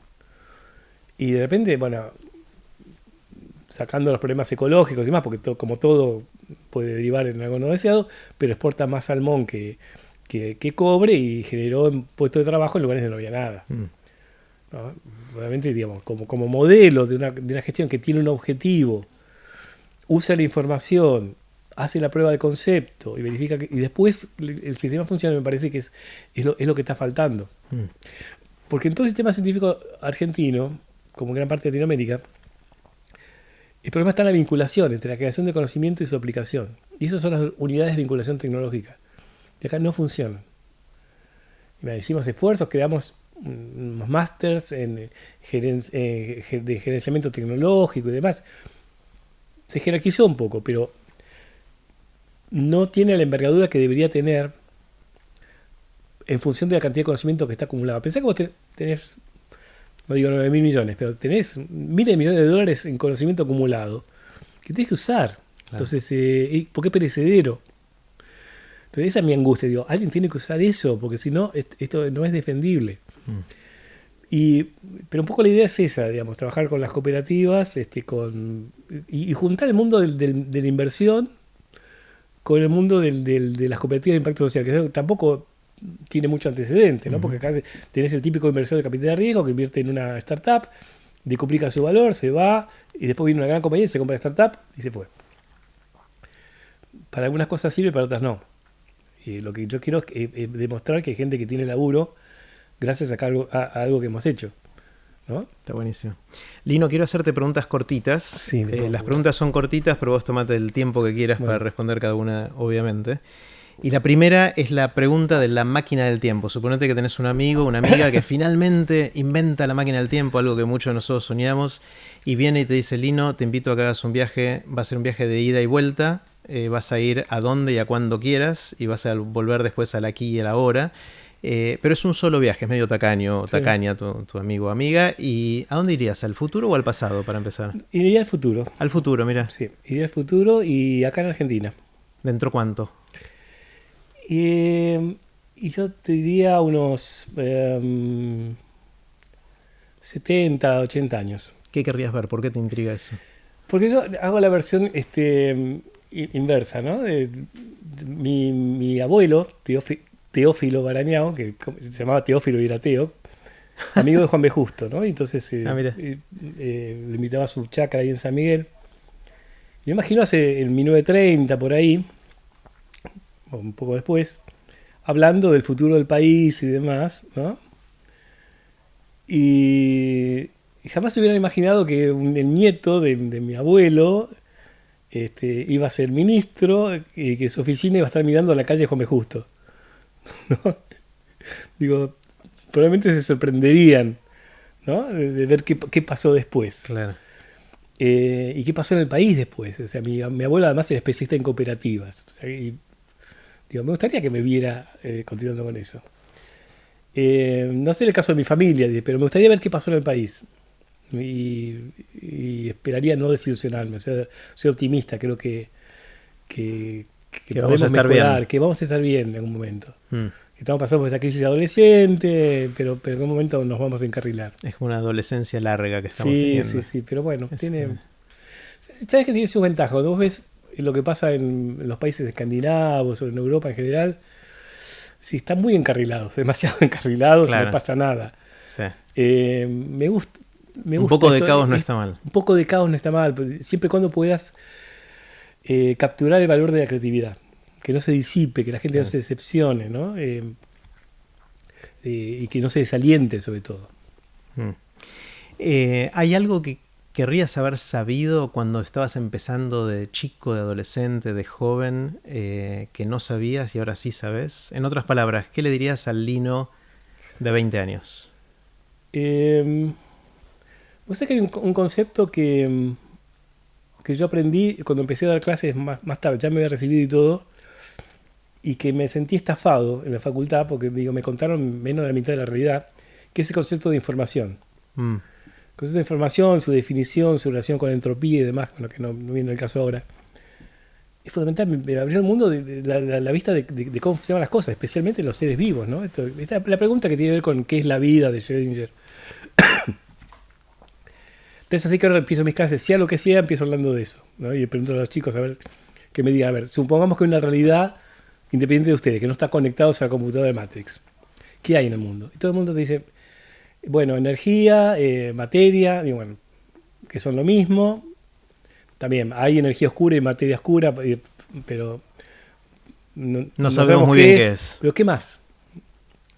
Y no te saben decir. Después le paso 2 diapositivas. Uno es un bloque de mármol y otro es la piedad de Miguel Ángel. Digo, ¿por qué la piedad de Miguel Ángel vale más que el bloque de mármol? Si Miguel Ángel decía que esculpir era fácil, había que sacar lo que sobraba. La escultura estaba adentro. ¿Qué tiene de distinto? ¿Sabe? Te dicen arte, trabajo. Digo, no, una cosa cuantificable en términos que ustedes usan diariamente. O sea que no te lo pueden decir. La idea de información. Entonces demuestro después el Digital Michelangelo Project, que es el escaneo a la Universidad de California, creo que es de todas las esculturas. Digo, la piedad de Miguel Ángel pesa, bueno, de acuerdo a la presión que quiera, pero 1 giga. El bloque de mármol son 20 bytes, una cosa así, porque lo definís. Claro. Está. Y ese es el proceso de que la información se obtiene a partir del trabajo. Y es un concepto fundamental que me hubiera gustado saber de entrada, porque me hubiera entendido muchas más cosas desde el principio. Después lo demás, si fueran cosas sobre la vida privada y demás, le quita mucho atractivo, ¿no? Y eso que yo tengo cierto respeto por los oráculos, porque sé que tenía una influencia familiar. Ajá. Yo tenía 12 tíos. 12 tíos. 12 tíos. 2 que me influenciaban mucho, que eran los que venían a Buenos Aires. Uno era agrónomo, el otro químico, por el cual... Después tenía otro que era un tío político, que era Colla. Y era brujo. Le decíamos el brujo. Entonces él te leía las manos, ¿no? Y me fascinaba, porque era mucho más interesante. Y el tipo me decía, yo veo que te veo a vos, yo tenía 8, 7, 8 años, que vas a hablar en público al futuro. Tenés que estudiar oratoria. Digo, ni mamado, porque yo no me gusta ese tipo tímido, nada. ¿No? Y tenía de cosas así muy puntuales que me digo, la mente del tipo funciona distinta de estos 2. Y como él no tuvo hijos y siempre hablaba, decía, bueno, no sé, él quería entender qué era lo que pasaba, cómo era que funcionaba eso. Y medio que asumí eso de interesarme por esta visión que en definitiva hace a otro de los misterios, ¿no? El tema del tiempo, por un lado, de por qué la flecha de tiempo, por qué no nos acordamos del futuro. Y la otra cosa es cómo está guardada la información en nuestro cerebro. Una cosa que me fascina, que es esta teoría del modelo holográfico, que es algo que que propuso Juan Maldacena con Leonard Susskind y otros físicos, ¿no? Esto de que toda la información, voy a empezar con el agujero negro, que toda la información está en la superficie, una esfera que rodea eso. Y hay un video de YouTube de Leonard Susskind que está en una cabaña contando esto, y dice que toda la información podía estar en esta esfera, y dice, cuando digo toda la información, digo toda. Digo, no es elemental, está diciendo que todo esto... A mí me fascinan las teorías que son iconoclastas, que te hacen saltar todo lo que vos pensás. Y me acuerdo que la última vez charlé con Juan Maldacena. Yo me desafío a ver cuánto tiempo soy capaz de seguirlo, Juan Maldacena. Claro, yo 5 minutos es mi récord, me parece. No, media hora estuve. No, te felicito. Bueno, me dijo, fue muy condescendiente. Me encantó, decía, me está siguiendo. Y le cuento esto, al final no me contestó lo que yo quería. Digo, ¿qué pasa con la información del cerebro? Porque una vez habíamos hablado con él, que digo que buscando a aquellos que nos hagan cambiar la visión del mundo. Yo tengo una fantasía muy rara que me diferencia de muchos. Yo siempre quise ser el protagonista del Truman Show inverso. Viste que en el Truman Show todo el mundo sabía lo que pasaba, menos uno que era el el protagonista, que estaba engañado. A mí me gustaba ser al revés, ser el único que se da cuenta de que todos los demás están engañados y demostrarlos con algo. Claro. ¿No? Es una cuestión muy, muy de desafío, ¿no? De arrogancia tal vez, pero entonces siempre, toda mi vida estoy buscando la falla. Por eso me pasa a veces cuando sueño, que me doy cuenta que estoy soñando, porque estoy continuamente chequeando y digo, no, esto no puede ser, Claro. estoy soñando. Y termino despertándome. El truquito de los sueños que me dijeron es preguntarte todo el tiempo cómo llegué acá. Claro.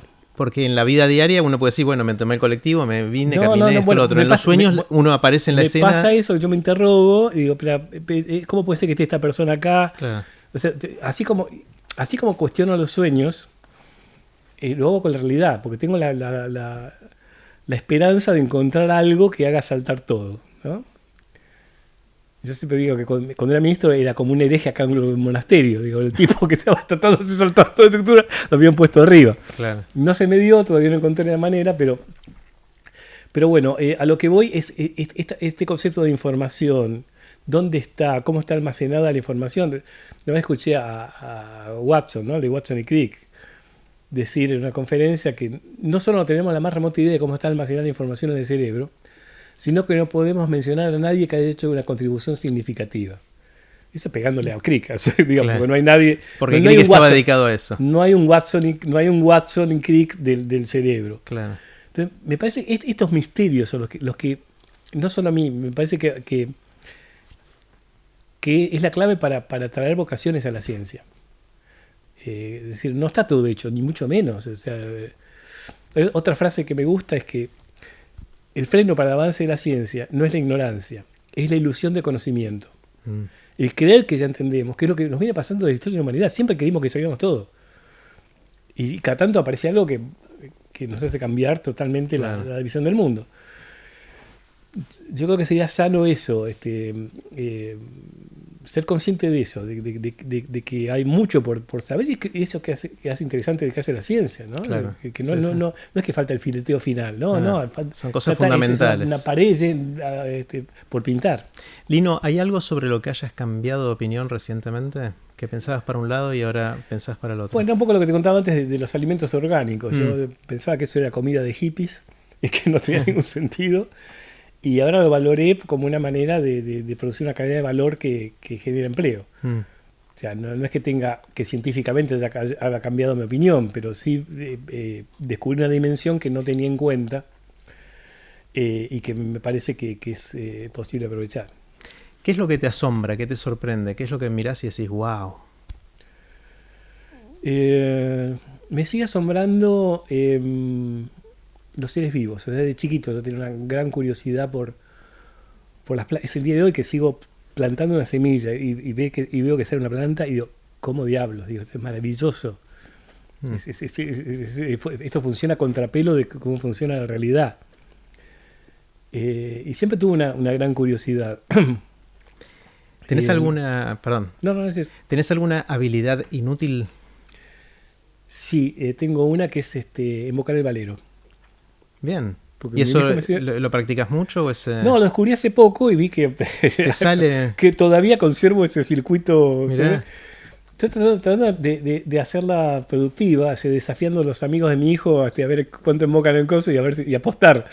Pues, Aprovechá, claro, aprovechar esa mientras virtud. lo sorprendas con tu Pero habilidad. me hace satisfacción, digo, Mirá. mira qué cosa inútil, pero reconfortante, ¿no? Digo, ¿Cuáles son, Lino, los libros que te influyeron, los que te formaron, los que hicieron que seas quien sos vos hoy? Yo creo que lo primero fue una colección que se llamaba Lo sé todo.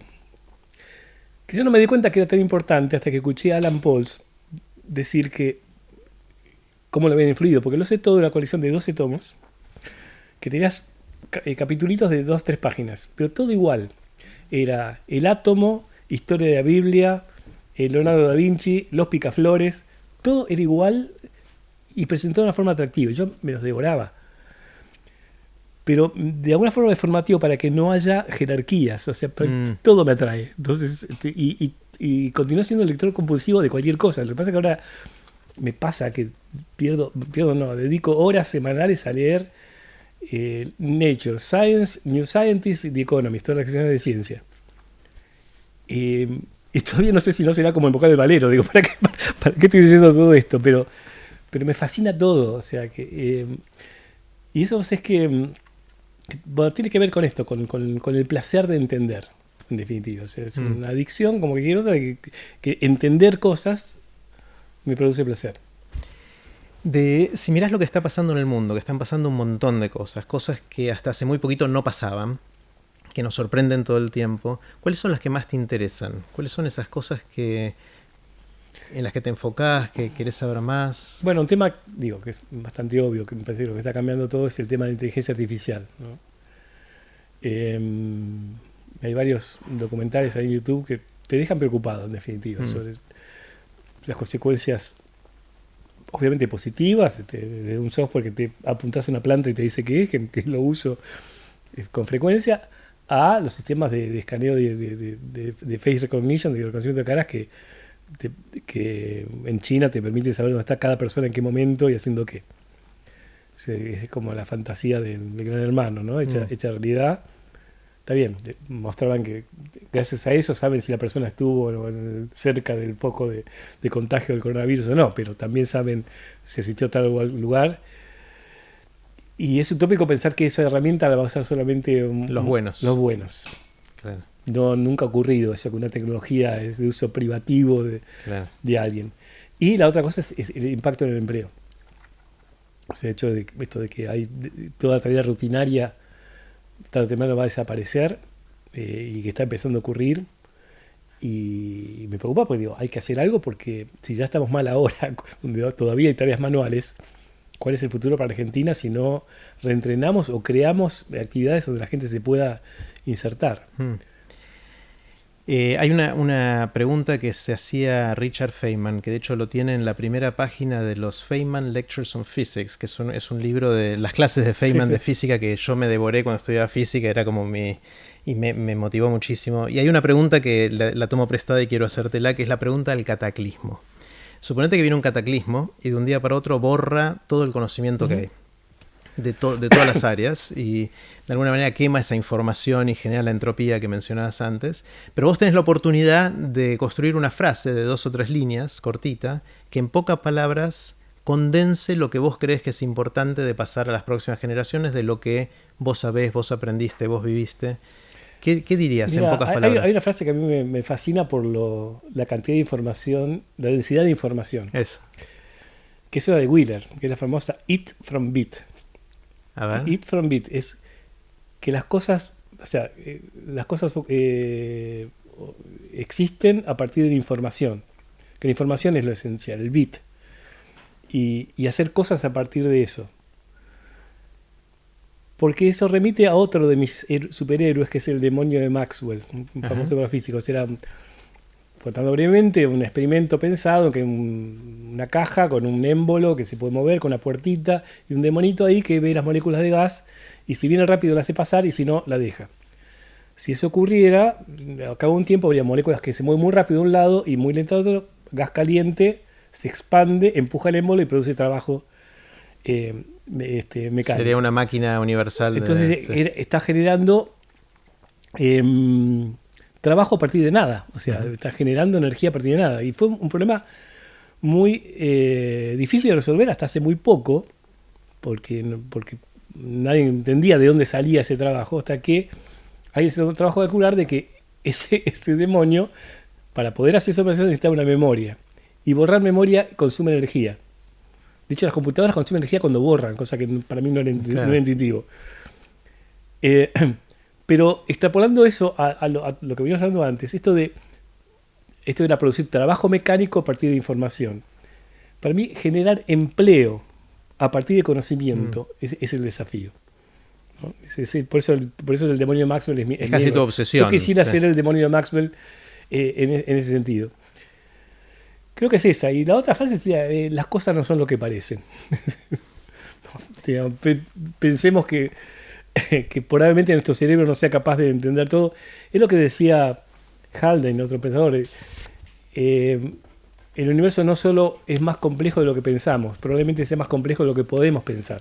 Claro. Entonces, tener esta humildad de decir, a ver, estamos tratando de entender. Nuestro cerebro viene de millones de años de evolución para otra cosa. Entonces, por un lado, es fascinante que seamos capaces de entender cosas como la relatividad y que pueda hacer predicciones con la mecánica cuántica que no tienen nada que ver con nada. Por otra, seamos tolerantes con el bagaje natural que tenemos de procesamiento de información y demás que está pensado para otra cosa. Seamos tolerantes con nosotros mismos, pero al mismo tiempo controlemos eso que es potencialmente nocivo. Claro, una forma de verlo, que alguien me lo contó una vez, es: nosotros podemos hacer cosas que los monos no pueden hacer. Podemos entender el mundo de una manera que ellos no pueden. La pregunta es por qué nosotros podríamos entender todo. Si entre los monos y nosotros hay un salto, seguro que hay entre nosotros y algo más superior. Bueno, pues ese es el margen de tolerancia que uno tiene que tener. Es decir, bueno, por ahí que no entendemos todo, puede que no podamos asegurar que una realidad tan independiente de nosotros como pensamos, que hay un mundo real, que la cuántica nos indica que no es tan así. Pero yo estoy convencido que por lo menos hay otros individuos como yo que sufren o gozan, y todo lo que puedo hacer para mejorar el grado de disfrute y aminorar el de sufrimiento de nosotros usando el conocimiento está bien. O sea, no debe ser el conocimiento el fin último, porque probablemente generación tras generación vaya cambiando. Es perecedera esa información. En cambio, el otro está hoy acá y sufre. Entonces, ayudémoslo en la medida posible. ¿Hay algo, Lino, en lo que creas pero que no puedas probar? Tengo ideas muy poco concretas respecto a esto, de la relación, que la relación entre la mente y el mundo es más compleja de lo que habitualmente suponemos, ¿no? Unamuno decía que la única prueba que tenía de existencia de Dios era cómo el mundo se comportaba con él. Y a veces me pasa eso, digo, el mundo se comporta de maneras muy curiosas.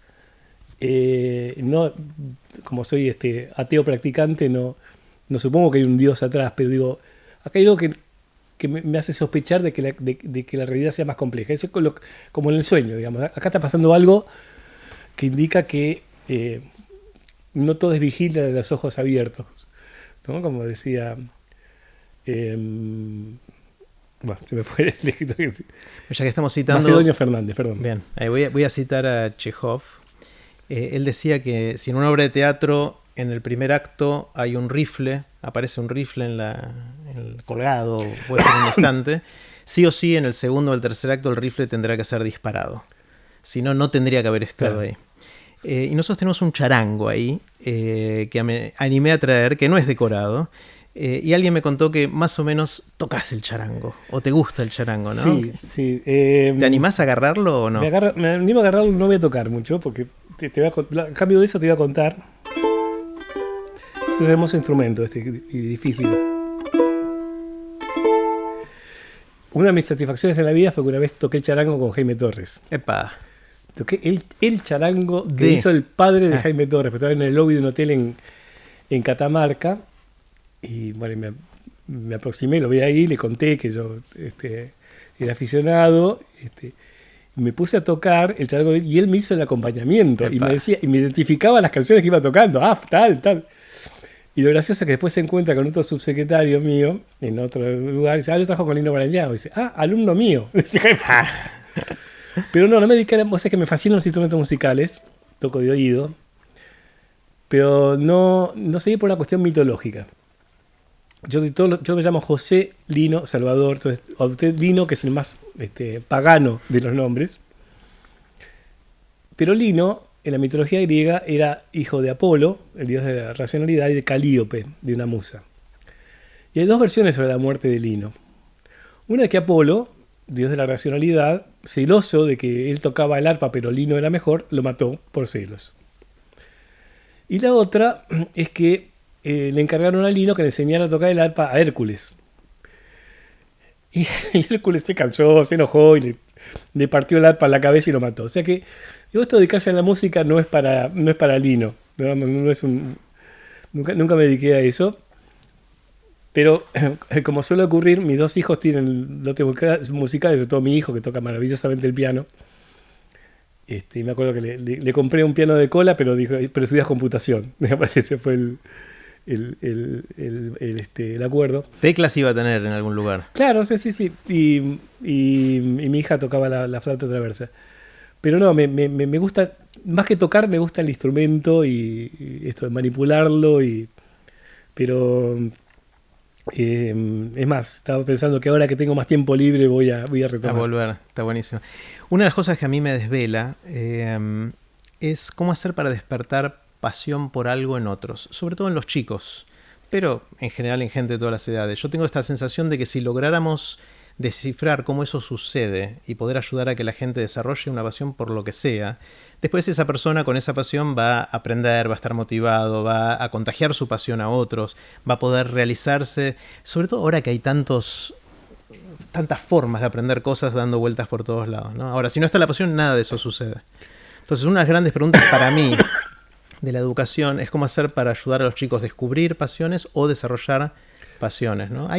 ¿Tenés idea de por dónde va eso? Mira, yo creo que hay que fomentar la curiosidad. La curiosidad es algo que está presente de edad muy temprana en todas las especies, cuando exploran el mundo, y se va perdiendo y empieza a ser reemplazada por la cautela.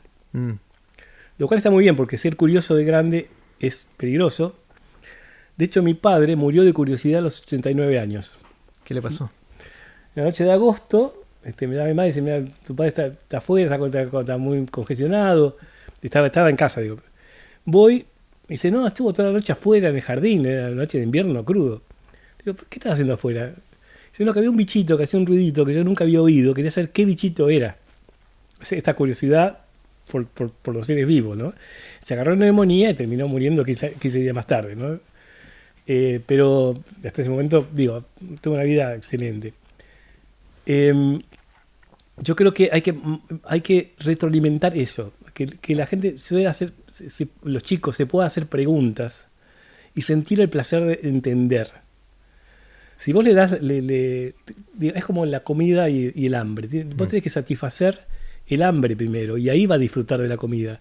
No insuflársela a presión aquello que no le gusta, porque va a generar hostilidad hacia la alimentación.